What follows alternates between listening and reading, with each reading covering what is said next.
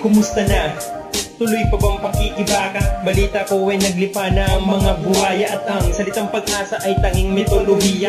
Di mapigilan ng pagkuha sa kaban na masa. Ang dali nalang bumano pag umapak sa kalsada. Walang pasabi-sabi, tatagos sa iyo ang bala. Kahit sa loob ng bahay ay wala ng kaligtasan. Mismo ang may katungkulan, di mapagkatiwalaan. Ang tanong ay kung saan walang patutunguhan ng landas sa tuwid na daan ay hindi matagpuan. Ako paano kawan? Binabagabag ba na takot? Nangangamba na baka di hanap ang sagot sa mga katanungan na namumuo sa iyong isipan. Ngunit sa kakahanap mo madaming nakaligtaan. Nabubuhay ka ba upang punuan lang ang espasyo kung may mas malalim pang kahulugan ng pagkatao mo? Pilipinas kung mahal tahanan ng matatapang. Ngunit aking tanong, ano ba ang pinaglalaban? Lupain dating lutian ay balot na ng dugo. Bakit ka pa Pilipino ay hindi magkasundo? Edukado o hindi? Bakit di pantay-pantay? Batayan ba ng lipunan ng estado ng buhay? May puwang pa ba sa pusuan? Salitang kapayapaan, isipin sana natin ng ating kinabukasan. Subukan mo kayang gumising, kaibigan ko. Idilat mo yung mata upang makita mo